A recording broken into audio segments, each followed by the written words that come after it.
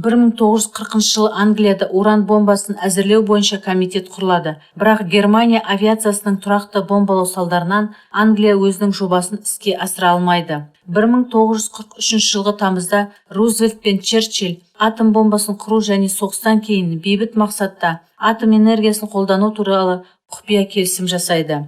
1943 жылы бір топ Англия ғалымдары Манхэттен жобасына қатысу үшін ақш-қа келеді. 1945 жылы премьер-министр Этли атом өнеркәсібін жоспарлау және салу бойынша Джен 75 атауымен аса құпиялы комитет құрады. Соғыс аяқталғаннан кейін ақш пен Англия арасында Англияның атом құпияларын тарату бойынша қарама-қайшылықтар туындап, ағылшындар дербес атом бомбасын құруға шешім қабылдайды. 1952 жылғы 3 қазанда Үнді мұхитының Монте-Белло аралында плутоний бомбасы сәтті сыналады. 1954 жылы Англия мен ақш арасында атом ынтымақтастығы қалпына келеді. 1957 жылғы мамырда Англия мен сутекті бомбаның алғашқы жарылысы жүзеге асырылады. 1961 жылдан бастап американдық сүңгір қайықтары Шотландияға шоғырланады, ал ақш ағылшындарға Невада полигонында ядролық сынақтар жүргізуге рұқсат береді. Англиямен жалпы 45 ядролық сынақ, соның ішінде 21 атмосфералық, 24 жерасты сынақтар жүргізіледі. Монте-Белло аралында 1952-1956 жылдары Австралияның солтүстік шығыс бағытында 3 атмосфералық сынақ жүргізіледі. 1953 жылы оңтүстік Австралияның Маралинг полигонының солтүстік шығыс бағытына қарай Эму-Филд жерінде 2 атмосфералық сынақ жүргізіледі. Оңтүстік Австралияда 1956 жылдан 1956 жылға дейін 7 атмосфералық сынақ жүргізіледі. Тынық мұхитының Молден аралында 1957 жылы 3 атмосфералық сынақ жүргізіледі. Үнді мұхитының Рождество аралында 1957-1958 жылдары 6 атмосфералық сынақ жүргізіледі. ақш-тың Невада полигонында 1962-1991 жылдары 24 жерасты сынақ жүргізіледі. Ұлыбританияның қару-жарақ құрамында Trident 2 американдық баллистикалық зымырандармен жабдықталған Vanguard деп аталатын 4 сүңгір атом қайықтары бар. Оның біреуі әрдайым әскери дайындықта, қалған екеуі базада, немесе аумақтық суда орналасады. Бір қайық Файслен теңіз базасының Глазго қаласының солтүстік бағытта күрделі жөндеуде тұр. Сүңгір қайықтар Trident 2 деп аталатын 48 оқ тұмсықтарды тасымалдайтын 16 баллистикалық зымырандармен жабдықталған. Ұлыбританияның ядролық оқ тұмсықтарының жалпы саны 225 данадан аспайды. Ұлыбританияның ядролық қару-жарақ кешені ядролық реакторларды әзірлеумен, атом сүңгір қайықтар үшін ядролық оқ тұмсықтарды өндірумен айналысады. Олдерманстон объектісі 1950 жылы Лондоннан оңтүстік шығыс бағытта орналасқан. Ядролық зарядтарды жобалау және дайындау бойынша негізгі қару-жарақ объектілерінің бірі болып табылады. Бергфилд объектісі 1954 жылы құрылады. Ол Альдерманстоннан 8 километр қашықтықта орналасқан. Ядролық зарядтарды жинаумен айналысады. Кардиф объектісі оңтүстік шығыс елде орналасқан. Берилий мен 239 ураннан ядролық қарудың компоненттерін өндіреді.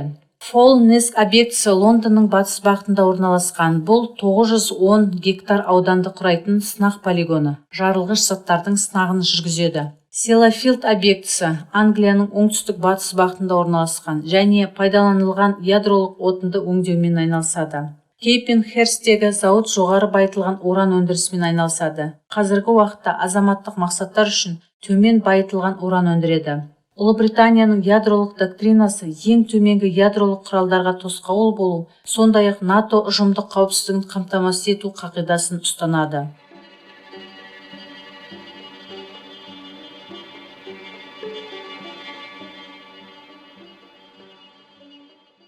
Француз ғалымдары екінші дүниежүзілік соғыс басталғанға дейін атом ғылымының дамуына зор үлес қосады. 1945 жылғы қазанда генерал де Голль атом энергиясы бойынша комиссариат құрады. 1954 жылы Францияның 2 ауыр су реакторы болады. Суэц дағдарысынан кейін 1956 жылы Египетке франциялық британдық әскерлер басып кірген кезде басып кіру КСРО мен ақш-тың басқыншылықты тоқтату шартты талабымен тоқтатылады. Франция өзінің жеке ядролық күшін құру туралы шешім қабылдайды. Мемлекет ақш-тан ядролық тәуелсіздік бағытын қабылдайды. 1956 жылы Франциямен стратегиялық бомбалаушыларды және атомдық сүңгір қайықтарды жасау бағдарламасы қабылданады. 1960 жылғы 13 ақпанда Алжирдің Сахара шөлейтінде орналасқан Реккан полигонында Франциямен қуаты 70 килотонна алғашқы ядролық сынағы жүргізіледі. Алжирдің Хоггар ауданында 1966 жылы 13 жерасты сынақтары жүргізіледі. 1966-1996 жылдар аралығында Тынық мұхитының оңтүстік бөлігінде орналасқан Муру-Роа атолласы мен Фаунгау-Гафа атолласында сынақтар жүргізіледі. Соның ішінде Муру-Роада 42 атмосфералық және 137 жерасты сынақтары, Фантау-Гафада 4 атмосфералық және 10 жерасты және суасты сынақтар жүргізіледі. Нәтижесінде Франция 210 сынақ жүргізеді. Франция келесі әскери авиациялық базаға ие, онда ядролық қаруды тасымалдайтын ұшақтар орналасқан. Истер Марсель қаласынан 40 км қашықтықта. Сен-Дизие Дижон қаласының маңында. Люксай-Ле-Бен, Илли-Лонг әскери теңіз базалары Брест қаласында орналасқан. Бұл сүңгір қайықтар базасы. Тулон, мұнда Шарль де Голь авиатасымалдағыш шоғырланған. Ландивизио теңіз авиация базасы Брест қаласында орналасқан. Стратегиялық ядролық күштердің құрамына 64 баллистикалық зымырандар мен Триумф Хан атом сүңгір қайықтар, Брест әскери теңіз базасындағы 384 ядролық оқ-тұмсықтарды тасымалдағыштар кіреді. Бұл сүңгір қайық мұхитта әскери даярлықта тұр. Екеуі базада әскери кезекшілікте. Төртінші қайық күрделі жөндеуде. Негізгі қаруы 6 ядролық оқ-тұмсықтары мен 6000 км қашықтықта ұшатын М51 зымыран. Ядролық қаруды тасымалдағыштар қатарына Мираж 2000Н жойғыш бомбалаушы, палубада орналастырылатын Супер Этандер жойғыш бомбалаушы кіреді. Рафаль Коп нысаналы жойғыш құрамына авиабомбалар, қанатты зымырандар және ASMR ядролық оқ-тұмсықтар мен зымырандар кіреді. Ядролық сынақ тоқтатылып, ядролық кешенді реформалаудан кейін Франция 3 негізге бөлінетін модельдеу бағдарламасына өтеді. Тега өте күшті есептегіш жүйе, Еуропадағы өте өнімді суперкомпьютер, мегаджоульдік лазерлік кешен Бордо қаласында орналасқан және Айрикс рентгенографиялық жүйесі. Париж қаласының маңында орналасқан Иль-де-Франс зерттеу орталығы кешенді модельдеуді қолданумен ядролық қаруды құрумен айналысады. Вальдук орталығы Дижон қаласының маңында орналасқан ядролық қаруды өндірумен, ескірген жабдықтарды бөлшектеумен және ядролық материалдарды жоюмен айналысады. Лебар қаласында орналасқан Аквитания ғылыми-техникалық зерттеу орталығы озық әлемдік технологиялар бойынша ядролық зарядтарды әзірлеумен және жеткізумен айналысады. Грамма орталығы жарылғыш заттарды және электромагниттік құбылыстарды зерттейтін ірі зерттеу орталығы. Рипо орталығы Тур қаласында орналасқан жаңа материалдарды зерттеумен және әзірлеумен айналысады. Париж қаласының маңындағы Лимей қаласында орналасқан зерттеу орталығы ядролық зарядтау құрылғыларын әзірлеумен айналысады. Мамандардың бағалауы бойынша Францияның ядролық зарядтар саны 300-320 бірлікті құрайды. Ұлттық қауіпсіздікті қамтамасыз ету жүйесі ретінде ядролық қорқыту арқылы тосқауыл қою доктринасы қолданылады. Ядролық әлеует төменгі деңгейде сақталады. Франция НАТОға бағынбайтын ядролық күштердің тәуелсіздігі саясатын ұстанады.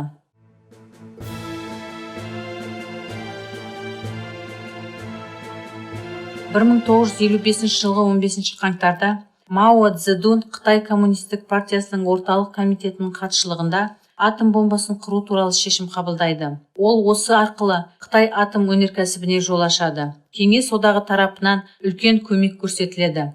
1955 жылдан 1958 жылға дейін КСРО мен Қытай арасында Қытай ядролық ғылымына, атом өнеркәсібіне ықпал ету және дамыту, сонымен қатар Қытай атом бомбасын құру туралы 6 келісім жасалады. 1950 жылдан 1960 жылға дейінгі аралықта Қытайға 10 000 советтік мамандар жіберіледі. Ал КСРОда 11 000 Қытай мамандары оқудан және даярлықтан өтеді. Қытайға қуаты 10 мегаватт ядролық реактор және цилатрон жеткізіледі. Қытайға қару-жарақтың үлгілері және Р-2 баллистикалық зымырандардың және атом қаруын тасымалдайтын Ту-16 бомбалаушылардың лицензиялары беріледі.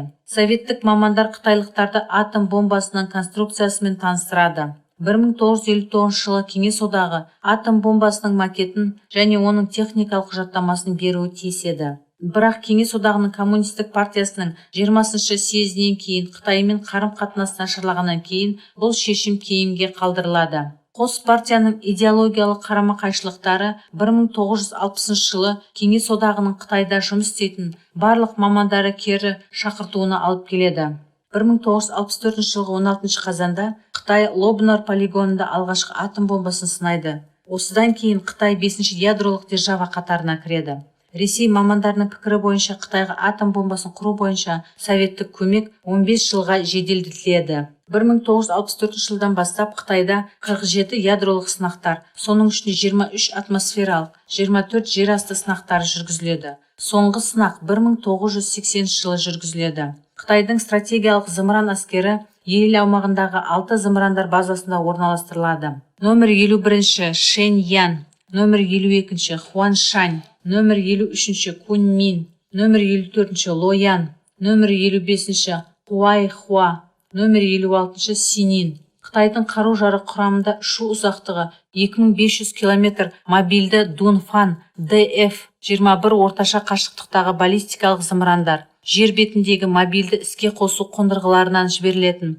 DF-31, DF-31I, DF-41 құрлық аралық зымырандар бар. Олардың ұшу ұзақтығы 12.000 километрге дейін. Қашықтығы 300-600 км DF-11, DF-15 зымырандары бар. Сонымен қатар CG-10, Чанцзян-10 жер бетіне орналастырылған жоғары қашықтықтағы қанатты зымырандар да бар. Қытайдың стратегиялық авиациясы N6 ауыр бомбалаушылардан тұрады. Атом бомбасының жабдығы және қанаты зымырандар Ту-16 советтік бомбалаушының жаңартылған нұсқасы болып табылады. Хуан-6М жаңартылған бомбалаушы түрі. Қытайдың қару-жарақ құрамында жаңа Қытай моделі ұзақ қашықтықтағы қанатты зымырандарды тасымалдайтын Хун-6К дыбысқа дейінгі ұшақ қолданылады. Қытайдың әскери теңіз флоты 3 флоттан тұрады. Солтүстік, шығыс, оңтүстік. Атомдық сүңгір қайықтар үшін Циндао және Юлин 2 базасы бар. 2013 жылғы деректер бойынша Қытайда 8 атомдық сүңгір қайықтар бар. Соңғы жаңартылған сүңгір қайық 12 дана Цзюйлан зымыранды іске қосу қондырғыларымен жабдықталған Цзин қайығы болып табылады. Осы екі қондырғының ұшу ұзақтығы 8000 километрге дейін. Жаңа 096 атомдық жаңа сүңгір қайықтармен жабдықтау жоспарланған. Мамандардың деректері бойынша Қытайда ядролық оқ зарядтардың саны 400 бірліктен 1000 бірлікке дейін. Еліміздің ядролық әлеуеті Сычуань провинциясының таулы аймағындағы жақсы қорғалған ұзақ қашықтықтағы тоннельдерде орналасқан. Қытайдың жақсы дамыған атом өнеркәсібі бар. Қытай инженерлік физика академиясы Сычуань провинциясындағы Мяньян қаласында орналасқан. Ядролық қаруды жобалаумен және әзірлеумен айналысады. Оны Қытайдың Лос Аламосы деп атайды. Солтүстік батыс ядролық технологиялар ғылыми зерттеу институты Шэньян провинциясындағы Сиань қаласында орналасқан. Көп салалы зерттеу мекемесі Лобнор полигонында ядролық сынақтардың қауіпсіздігін қамтамасыз етумен айналысады. Лобнор полигоны Синьцзян ұйғыр автономды ауданында орналасқан. Оның жалпы ауданы 100.000 шаршы километрді құрайды. Қытай атомдық энергия институты Пекин қаласынан 40 километр қашықтықта орналасқан. Ол 1950 жылы құрылған. Ядролық физика саласындағы озық технологиялармен айналысады. Пекин атомдық физика институты 1958 жылы құрылған. Атомдық энергияны бейбіт мақсатта пайдалану мәселелерімен айналысады. Жоғары байытылған уран өндірісінің кешені Гансю провинциясындағы Ланчжоу қаласында орналасқан. Уранды газодиффузиялық байыту зауыты Сычуань провинциясындағы Хэпин қаласында орналасқан. Цзюцюань плутоний өндірістік кешені Гансю провинциясында 1967 жылы пайдалануға ендіріледі. Қытай әскери доктринасы төменгі ядролық тежеу, яғни әлеуетті қарсыластың ядролық шабуылынан кейін ғана жауапты ядролық соққы жасау тұжырымдамасынан тұрады. Қытай ядролық қаруға жаппай тыйым салу және толығымен жою қағидасын ұстанады. Ядросыз мемлекеттер бұл ядролық сынақтарды 1967 жылдан кейін жүргізген мемлекеттер. 1974 жылғы 18 мамырда Үндістан Покхран қаласының маңында солтүстік батыс бағытында қуаты 13 килотонна ядролық сынақ жүргізеді. 1998 жылғы мамырда Үндістан бір қатар Шахти 98 ядролық сынағын жүргізеді. Осыдан кейін ядролық сынақтарға мораторий жариялайды. Үндістанның әскери қарулану құрамында ұшу ұзақтығы 350 километр Притхви баллистикалық зымырандары болады. Ұшу ұзақтығы орташа 2000-5000 километрге дейін Агни-2 баллистикалық зымырандары бар. Бұл зымырандар теміржол немесе автомобиль платформасында шоғырланған. Ұзақтығы 10 000 километрге дейін Агни-6 және жеке көздеумен тұмсықтары бөлінетін көтергіш ядролық оқ тұмсықтары мен Сурия зымырандары бар. Баллистикалық зымырандардың сынақтары Чандипур полигонында Бенгал шығанағының елсіз аралдар тобында жүргізіледі. Үндістанның әскери әуе күштері жойғыш бомбалаушылардан ядролық қаруды тасымалдағыштардан тұрады. Мираж 2005, Су-30 МКИ, Ягуар 1С, әскери теңіз флоты Арихант және Арит-Хаман деп аталатын екі атомдық сүңгір қайықтардан ядролық оқ тұмсықтары мен баллистикалық зымырандарды тасымалдағыштардан тұрады. 2010 жылғы наурызда Үндістандық спутникке қарсы зымыран биіктігі шамамен 300 километр төмен орбитада ғарыштық аппаратты зақымдайды. Үндістан ғарышты милитарландыруға қатысушы ақш, Ресей және Қытайдан кейінгі 4-ші ел болады.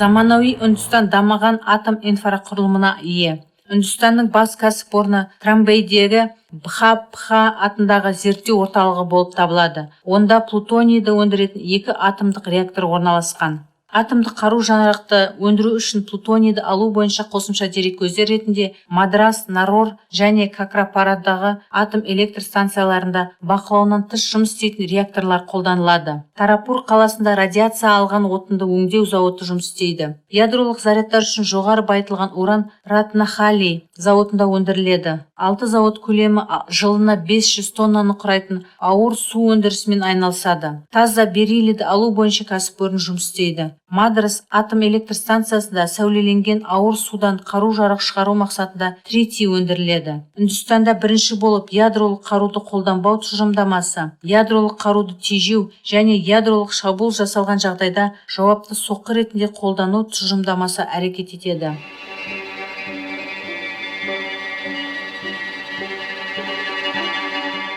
1972 жылы Пәкістан президенті Зульфикар Али Бхутто атом бомбасын құру бағдарламасын жариялайды. Атомдық циклдік кәсіпорынның құрылысы жоғары байытылған уран өндірісі бойынша еуропалық, канадалық, американдық және Қытай фирмаларының көмегімен басталады. 1975 жылы елге Нидерландтан атом бомбасын құру бағдарламасын жеделдеткен пәкістандық атом бомбасының атасы доктор Абдул Қадырхан оралады. Оның арқасында Пәкістанда уранды байыту бойынша центрифуга технологиясы пайда болады. Ядро саласында Қытаймен белсенді ынтымақтастық Қушап қаласындағы атом электр станциясында ауыр суда бірінші реакторды құруға алып келеді. Бұл ядролық бомбалар үшін қару-жарақ плутонийді алуға мүмкіндік береді. Пәкістанда толық ядролық циклдің инфрақұрылымы құрылады. 1998 жылғы 30 мамырда Пәкістан Чагай полигонында қуаты 30 килотонна бір қатар ядролық сынақтарды жүргізеді. Мамандардың пікірі бойынша Пәкістанның 110 ядролық зарядтары бар. Ядролық зарядтарды нысанаға жеткізу стратегиялық бомбалаушылармен және баллистикалық қанатты зымырандармен, F-16 жойғыш бомбалаушылармен және Мираж көп нысаналы жойғыштармен жүзеге асырылады. 2007 жылы Пәкістан өзінің әскери қорына Чэнду қаласындағы Қытай ұшақ құрылысы компаниясымен әзірленген GF-17 көп нысаналы жойғышты қабылдайды. Пәкістан бұл ұшақтарды Пенджаб провинциясындағы Камра қаласында өндіреді. Пәкістанда Қытай баллистикалық және қанатты зымырандар, сондай-ақ Бабур және Раят зымырандар базасында әзірленген Хатв 1, 2,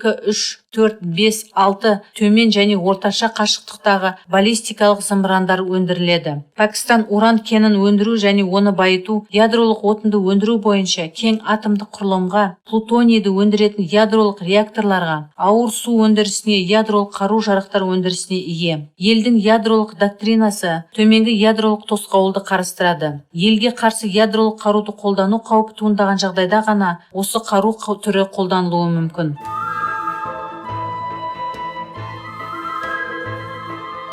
Израильде ядролық зерттеулер 1949 жылы Вейцман ғылыми зерттеу институтында басталады. Осы жылы Израильде уранның запастары табылады. 1956 жылы Израиль Франциямен плутоний ядролық реакторын жеткізу туралы құпия келісім жасайды. Ол 1966 жылы Димон қаласының маңындағы Негев шөл даласында пайдаланысқа ендіріледі. Реактор ядролық заряд үшін плутоний өндіреді. 1955-1960 жылдары 56 израильдік мамандар ақш-тың Ок-Риджа және Аргона зертханаларында даярлықтан өтеді. 1960 жылы ақш-тың көмегімен Нахаль-Соретте жеңіл сулы реактор салынады. Бұл ақш пен 50 килограмм жоғары байытылған уран реакторының жұмысы үшін жеткізіледі. 1968 жылы Франция мен Израильге құпия түрде плутоний реакторы үшін 20 тонна ауыр су жеткізіледі. 1968 жылы Израиль мен Германия Федеративтік Республика арасында Израильге 200 тонна уранды жеткізу бойынша құпия мәміле жасалады. Осының орнына Израиль Германияға уранды байытудың лазерлік технологиясын ұсынады және 3,7 миллион ақш доллар көлемінде қаражат төлейді. 60 жылдардың соңында Израиль 3-7 атом бомбаларын өндіреді. 60 жылдар Нумек американдық компания ақш-тың әскери арсеналынан заңсыз түрде 266 килограмм байытылған уранды жеткізеді. 1979 жылғы 22 қыркүйекте американдық спутник оңтүстік Африкада қуаты төмен ядролық жарылысты анықтайды. Израиль оңтүстік Африкалық республикамен бірігіп ядролық сынақтар жүргізеді. Оңтүстік Африкалық республика дербес 6 атом бомбасын жасап шығарады. Олар апартиада режимі құрылғаннан кейін бөлшектеледі. Израиль әскерінің құрамында 2000 километрге дейін орташа қашықтықтағы баллистикалық зымырандар бар. Ерихон 2В, Ерихон 3 зымырандарының қашықтығы 6000 километрге дейін. Олар мобильді және шахталы базаланған. Әскери әуе күштерінің құрамында F-161 Фантом, F-4E Фантом көп нысаналы жойғыштар, Тель-Нов, Хацерим,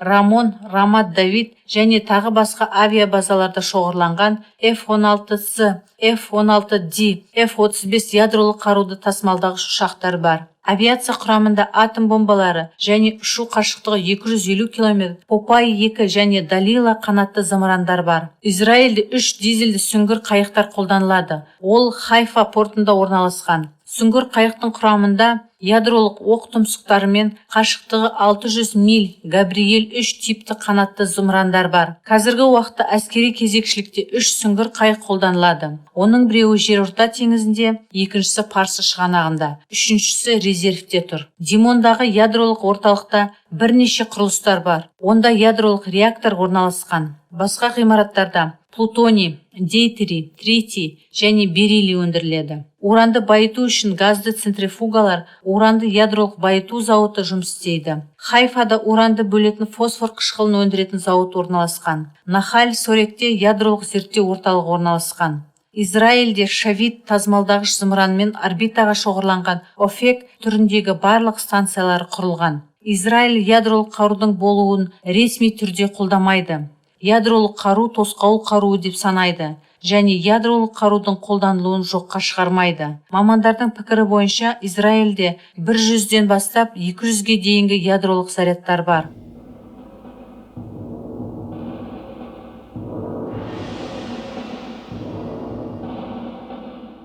Корея соғысы аяқталғаннан кейін 1950-1953 жылдары ақш тарапынан Солтүстік Кореяға атом бомбасын қолдану қаупі туындаған кезде Солтүстік Корея дербес атом бомбасын құру жолын іздестіреді. 1959 жылы Кеңес одағымен бейбіт атом саласында ынтымақтастық туралы шарт жасалады. 1964 жылы Кеңес одағының көмегімен Йонбенде ғылыми зерттеу орталығы құрылады. 1965 жылы Йонбенде советтік жеңіл сулы реактор орнатылады. 1974 жылы Солтүстік Корея Магатэға қосылады. 1985 жылы қару-жарақтық плутонийді шығаратын газографитті реактор іске қосылады.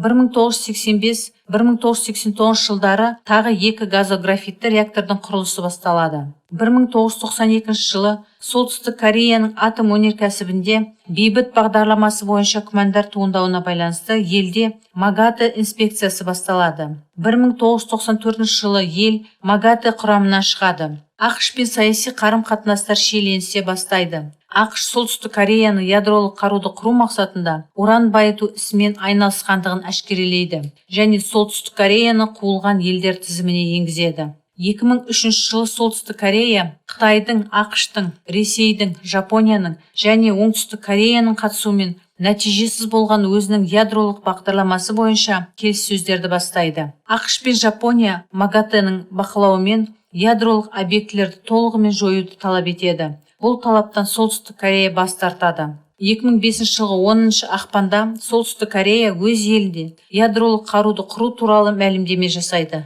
2006 жылғы 3 қазанда солтүстік Корея елдің солтүстік батысында орналасқан полигонда қуаты 5-10 килотонна жерасты ядролық сынақ жүргізеді.